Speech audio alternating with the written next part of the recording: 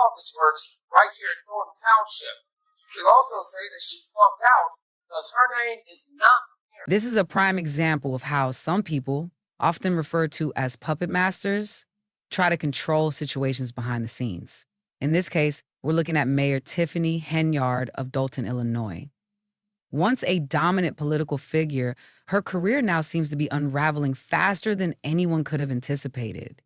Even her most loyal supporters are surprised at how quickly her influence is fading. The turning point came as Henyard, who is also the supervisor of Thornton Township, At the top in South Suburban Dolton. Of course, we are talking about aimed for a spot on the ballot for the 2024 elections. However, things didn't go as planned. For the first time in decades, the Democratic Party in Thornton Township decided to choose its candidates through a caucus rather than the usual primary election. This change raised the stakes, and all eyes were on Henyard. The caucus, held at the Homewood Flashmore Park District Auditorium, became the stage for a dramatic showdown. Unfortunately for Henyard, her candidacy was invalidated due to a technical error, her failure to include a certified assessor on her slate. This oversight was a fatal blow to her campaign, disqualifying her from the race and marking one of the most significant setbacks of her career. Illinois State Senator Napoleon Harris, who chairs Thornton Township's Democratic Committee, led the caucus. Hundreds of residents braved the cold weather to attend, knowing the outcome could reshape their local political landscape. When the results were announced, Harris emerged as the Democratic nominee for Township Supervisor, effectively ending Henyard's run. The announcement was met with loud applause and cheers, creating an atmosphere more reminiscent of a boxing match than a political event. Harris delivered his victory speech with poise, solidifying the moment as a major win for his supporters. Meanwhile, Henyard appeared visibly shaken, and her camp was left stunned. For many, it felt like a dramatic turning point. minutes. That's all it took for Tiffany Henyard to be out as the Democratic nominee for Thornton Township Supervisor, and she left here. A mic drop moment that signaled a shift in local power. In a statement after the caucus, Henyard accused Harris and the Democratic Committee of deliberately sabotaging her candidacy, calling the process unfair and alleging voter suppression. While her accusations sparked debates, critics dismissed them as the desperate claims of a politician facing mounting controversies. Henyard's tenure as both mayor and supervisor had already been clouded by allegations of extravagant spending and poor leadership decisions, which many believed had eroded her credibility. Supporters of the caucus argued that the process was legally sound and in line with practices seen in other Illinois townships. Regardless of the debates, the outcome marked a seismic shift in Thornton Township politics, leaving residents to wonder what's next for both Henyard and Harris. This battle may have ended, but its impact will likely shape the local political scene for years to come. In a dramatic and emotionally charged exit, Tiffany Henyard stormed out of the Homewood Flossmoor Park District Auditorium, flanked by her most loyal supporters. Her voice rang out with fierce accusations, claiming corruption and illegality. Henyard's outrage was directed squarely at State Senator Napoleon Harris, whom she accused of orchestrating an unfair process. "You didn't run any of this the right way, legally," she shouted, her fiery declaration a defiant refusal to concede defeat. This wasn't just frustration, it was a battle cry. Henyard's outburst was a statement of defiance against the forces that had stripped her of political standing, cementing her as a polarizing figure unwilling to retreat quietly. The caucus vote that night, described as both chaotic and decisive, not only ended her run as the Democratic nominee for Thornton Township Supervisor, but also publicly removed her from the ballot. The humiliation of the moment, witnessed by constituents and adversaries alike, underscored the precariousness of her political future. For Henyard, this was more than a procedural defeat. It was a deeply personal and symbolic blow. Yet, she emerged from the ordeal unyielding, with her supporters rallying to her side. They echoed her claims of voter suppression, alleging abrupt rule changes and capacity restrictions at the venue had been orchestrated to stifle her campaign. Her camp argued that many of her supporters, including elderly and frail individuals, were excluded from participating in the vote, a charge that further fueled the perception of injustice among her base. On the other side, Harris and his team stood firm, dismissing these allegations as baseless. They asserted that the caucus was conducted legally and transparently, pointing out that such methods, while rare in Thornton Township, were neither illegal nor unprecedented in Illinois. Harris's legal team emphasized that every step of the process adhered to state law, framing the decision to hold a caucus as both lawful and strategic. Henyard's defeat sparked immediate speculation about her next move. Would she pivot to run as an independent, or perhaps even align with a more conservative platform? Such a shift, though a testament to her resilience, risked alienating her already fractured base. Henyard, who had built her career on a mix of controversy and persistence, seemed unlikely to step back without a fight. However, the evening's events forced her to confront a harsh reality. Her political identity was now deeply intertwined with the scandals and criticisms that had marred her tenure. For her detractors, the night was seen as a reckoning long overdue. Henyard's leadership had been plagued by allegations of financial mismanagement and self-serving governance. Her public defeat, they argued, was a reflection of her waning credibility. To her supporters, however, this was a political ambush, a calculated effort to dismantle a leader who, in their eyes, represented strength and determination. Prime example of people that's puppet masters trying to control the narrative. It now appears if she wants to run for supervisor again, it will have to. As Henyard left the auditorium, surrounded by a mix of loyal followers and skeptical onlookers, one thing was clear. This was not the end of her story. The night had drawn sharp battle lines, setting the stage for what promises to be a contentious and dramatic political future. Her defiance and resilience, while admired by some, have also become the very traits that polarize her presence in Illinois politics. Whether she rises from this defeat or fades into political obscurity will depend on her ability to navigate the growing controversies that threaten to overshadow her once prominent career. Tiffany Henyard's crushing political defeat sent shockwaves through her community and across social media, sparking an outpouring of frustration and intensifying dissatisfaction with her leadership. Critics were quick to seize the moment, framing her loss as the clearest evidence yet of her governance failures and a sign that her once tight grip on power was rapidly slipping. For many residents, already fatigued by her scandal-ridden tenure, this defeat confirmed their growing belief that change was overdue. Social media buzzed with discontent. One particularly impassioned resident called for immediate action, rallying others to join efforts to remove Henyard from public office. This call to arms resonated deeply with a community that increasingly viewed her leadership as not only ineffective, but harmful to their collective interests. Among the avalanche of criticism, one quote stood out: "The more power someone has, the more corrupt they become." For disillusioned residents, this succinct statement captured what they saw as the heart of Henyard's downfall, the corrosive effects of unchecked authority and an overinflated sense of self-importance. Once celebrated for her confidence, Henyard had become, in the eyes of her critics, the embodiment of arrogance. Her refusal to take responsibility for her missteps or acknowledge the consequences of her decisions further alienated her constituency. The aftermath of her defeat was not merely a blow to her political ambitions. It was a resounding public rejection of her leadership style. Many described her approach as self-serving, disconnected, and dismissive of the community's concerns. For months, detractors had pointed to allegations of corruption, financial mismanagement, and questionable decision-making, but her defeat brought these issues into sharper focus. The loss made it harder for even her most loyal supporters to defend her record. Henyard's administration, critics argued, had prioritized personal ambition over public welfare. Complaints about deteriorating infrastructure, inadequate services, and poor governance mounted, amplifying the perception that she was out of touch with the community's needs. Rather than uniting her constituents, Henyard's actions seemed to widen the divide. Her combative responses to criticism and her unwillingness to engage in meaningful dialogue only deepened the rift.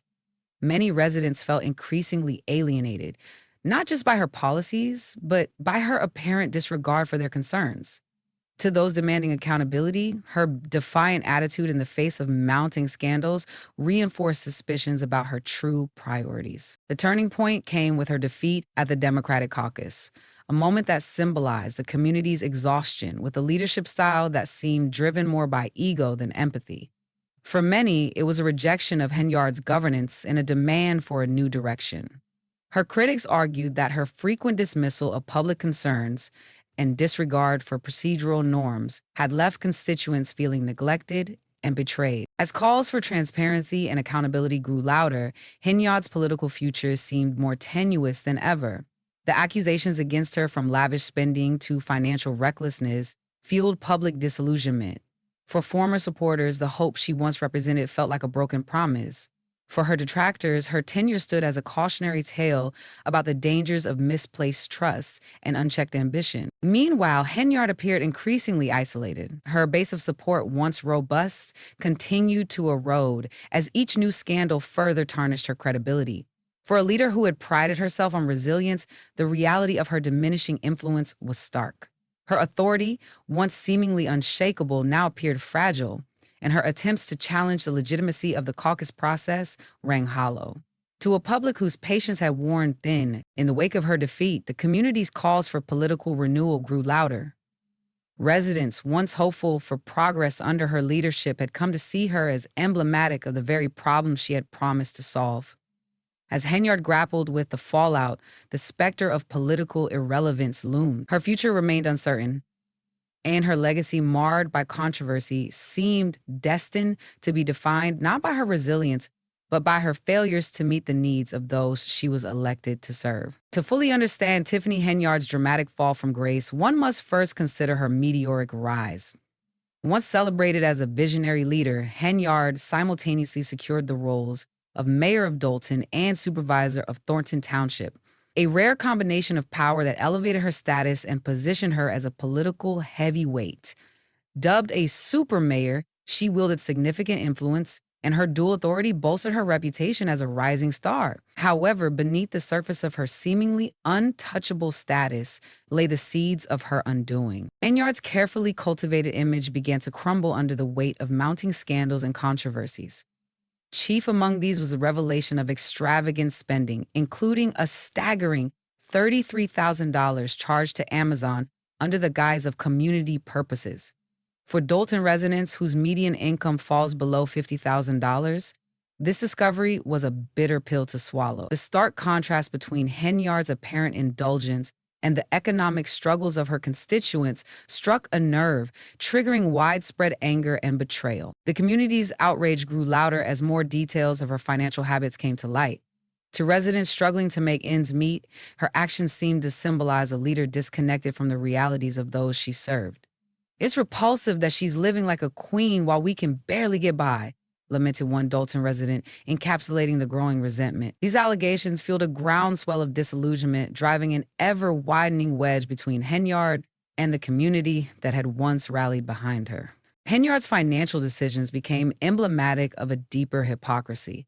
While she had promised integrity, transparency, and progress, her leadership came to be perceived as self-serving. Critics pointed to a glaring disparity between her public persona and the reality of her governance. Allegations of financial mismanagement and lavish spending only deepened the public's mistrust, turning what was once seen as competence into arrogance. As scrutiny intensified, Henyard's reputation unraveled. The allegations of misconduct served as a stark reminder of how far her leadership had strayed from the ideals she had professed. Her critics grew increasingly vocal, amplifying frustrations about the perceived corruption at the core of her administration. The image of a people's champion gave way to a narrative of greed and mismanagement, leaving even her most ardent supporters disillusioned. The turning point came with Henyard's defeat in the Democratic caucus, a moment that symbolized the community's collective exhaustion with her leadership. What was once seen as determination now appeared as obstinacy. And the public rejection highlighted the growing divide between her administration and the people it claimed to serve. Her critics framed her downfall as an inevitable reckoning, the result of leadership mired in scandal and decisions that prioritized personal comfort over community welfare. The controversy surrounding Henyard extended beyond her political behavior to her governance failures. As residents faced deteriorating infrastructure and inadequate services, they grew increasingly vocal about the negative impacts of the constant infighting and ineffective leadership that had become hallmarks of her tenure. Essential projects stalled, public services faltered, and the focus shifted from community welfare to political gamesmanship. One striking example of these failures was the renovation project for Blackstone Park. As deadlines loom for grant approvals and permits, the possibility of missing key timelines threatened to burden taxpayers with the cost of repayment. Executive Director Stephanie Wheatman of the Park District warned that expiring grants could lead to the loss of vital public benefits, underscoring the tangible consequences of Henyard's leadership shortcomings. Henyard's dramatic 7-minute withdrawal from the race for Thornton Township Supervisor epitomized the stakes and dysfunction surrounding her administration. For Dalton residents, her fall from grace was more than just a political spectacle. It became a rallying point for change. The growing calls for accountability reflected a collective desire to move beyond the scandals and focus on leadership that prioritizes self over self-interest. Henyard's story, once one of promise and potential, now serves as a cautionary tale about the perils of unchecked ambition and the disconnect between power and responsibility. Henyard's leadership, once viewed as assertive and commanding, has devolved into what many describe as confrontational and controlling. A style that has alienated allies, deepened divides within the community, and stymied progress on critical projects. The fractures in her inner circle, with longtime allies pulling away and staff resignations increasing, underscore the growing internal discord. These developments signal a significant shift in her political base, once loyal but now increasingly disillusioned. Compounding her troubles is an ongoing FBI investigation into her administration. While no formal charges have been filed, reports of individuals cooperating with federal agents have fueled suspicions of misconduct. This looming investigation casts a dark shadow over Henyard's tenure, further eroding public trust and intensifying calls for accountability. Allegations of malpractice, whether substantiated or not, have magnified the perception of corruption within her administration, making it difficult for her to maintain credibility. Adding to the mounting pressure, one of Henyard's close allies, a former deputy police officer, has been indicted on charges of bankruptcy fraud. Her political opponents have seized on this development as evidence of broader corruption within her administration. Despite this, Henyard has attempted to counter the narrative, dismissing her critics as part of a smear campaign. In a fiery Facebook video, she questioned the motives behind the scrutiny, asking, "Why am I getting all this attention? What are they trying to distract you from?" She went on to threaten legal action against her detractors, though it remains unclear if she has any substantive evidence to support these claims. Rather than quelling criticism, Henyard's combative rhetoric has further alienated her from the public. Her dismissive attitude toward accusations of mismanagement has only deepened perceptions of a leader out of touch with her constituents. Attempts to regain public favor through community events and media appearances have largely backfired, with critics accusing her of insincerity and desperation. To many, these efforts feel like calculated moves rather than genuine concern for the community's welfare. The fallout from Henyard's leadership extends beyond political infighting to tangible consequences for Dalton residents. Delayed projects, expiring grants, and stalled community improvements highlight the very real costs of ineffective governance. For example, the Blackstone Park renovation project remains at risk due to missed deadlines for grant approvals. Should these grants expire, taxpayers could bear the financial burden, and a much-needed community resource would remain incomplete. These failures illustrate how political turmoil has hindered progress on essential initiatives. At the center of the controversy is Henyard's leadership style. Her aggressive and domineering approach has driven wedge within the community and her administration, alienating many who once supported her vision. This disconnect is not just a political problem. It has created significant challenges for residents who depend on effective leadership to address their needs. The cracks within her inner circle, marked by the departure of key allies and widespread staff dissatisfaction, further demonstrate the instability of her administration. Henyard's story has shifted from one of promise to a cautionary tale. Once celebrated for her ambition and potential, she is now a polarizing figure whose leadership is increasingly seen as emblematic of the pitfalls of unchecked power. As each new scandal emerges, her political standing grows more precarious. The stakes for her career and for Dalton residents could not be higher. Without a course correction, Henyard's legacy may ultimately serve as a stark reminder of how leadership disconnected from accountability and community priorities can lead to a dramatic fall from grace.